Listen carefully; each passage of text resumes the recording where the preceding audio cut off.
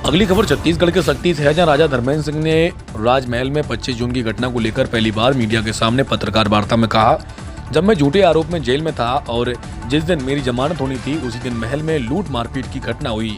मेरी पत्नी शिल्पा सिंह अकेली थी। उसी समय एक राय होकर लगभग 15 से 20 की संख्या में हत्या करने की नियत से दीवार फांदकर कुछ लोग महल में घुसे और गेट का दरवाजा खोल दिया, जिससे गुंडे हाथ में लाठी टांगी लेकर महल के अंदर घुस गए और मेरी पत्नी के कमरे में जाकर उसके साथ मारपीट कर उसे महल से बाहर निकाल दिया और महल में रखे हुए जेवर, पैसे, मोबाइल, हार्ड डिस्क और लूट का ऋण सबको जो है भाग गए। संवाददाता सुनील तनियानी की रिपोर्ट। ये एक सोची समझी साजिश थी, क्योंकि उस समय मेरी पत्नी यहाँ पे अकेली थी। कुछ कर्मचारी, कुछ समर्थक थे।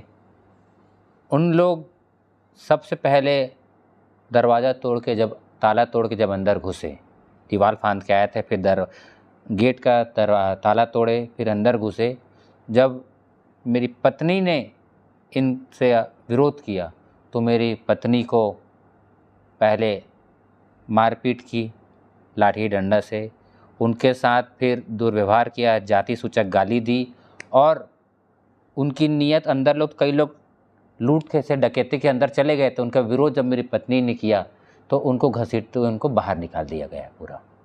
और इनकी मानसिकता यही थी कि इनको जान से मारा जाए, इनके अन्य साथी लोगों को जान से मार के फेंक दिया जाए, यही उनकी नीयत थी।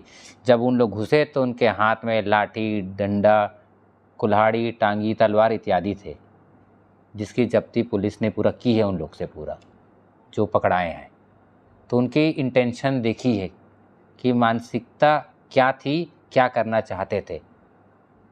महल में कुछ कारतूस भी पाए गए, ये कहाँ से आए? उन्हीं लोग लाए थे यहाँ तक, उन्हीं लोग।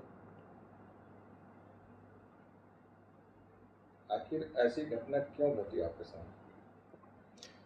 मैं उस टाइम जेल में था, लेकिन जब मेरी पत्नी अकेली थी तो 40 गुंडे के साथ कौन आता है और दिन दहाड़े ऐसा मारपीट और जान से मारने की नियत से, और अन्य साथी जो महल में मौजूद थे उनका मारा जाता है, उनका हाथ फ्रैक्चर हुए, कई लोगों का इतना ज़्यादा गंभीर चोट लगी उठ नहीं पा रहा है। ये उनकी नियत क्या थी? उनकी नियत ये थी कि महल में जितने भी आदमी लोग हैं सबको भगा दिया जाए, नहीं भागते हैं तो जान से मार दिया जाए। और उनके साथ जितने भी आदमी लोग आए थे तो सबसे पहले यहाँ के उन लोग DVR निकाल लिए ताकि कोई सबूत ना मिले उनको। सबसे पहले उन्हें यही किया। जैसे एंटर किया उसका मेरी पत्नी से मारपीट की, उसके साथ ही साथ उन लोग DVR निकाल के ले गए ताकि किसी को अंदर फुटेज ना मिले। गीता राणा का आरोप है कि जो व्यक्ति शामिल नहीं थे उन्हें भी आरोपी बनाया गया। देखिए, जिसके साथ जो घटना होती है वो आदमी पहचानता है।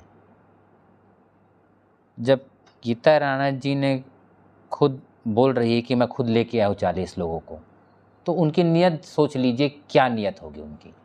और ये पहली घटना नहीं है, इससे पहले भी जब मेरे पिताजी राजा सुरेंद्र बहादुर सिंह जी जीवित थे, जब मेरी शादी हो रही थी 28 नवंबर 2022 को, गीता राणा जी जो पीड़िता है और उनके गीता राणा जी के भाई, इन लोग करीबन 15-20 आदमी लोग भी पहले यही हरकत कर चुके थे।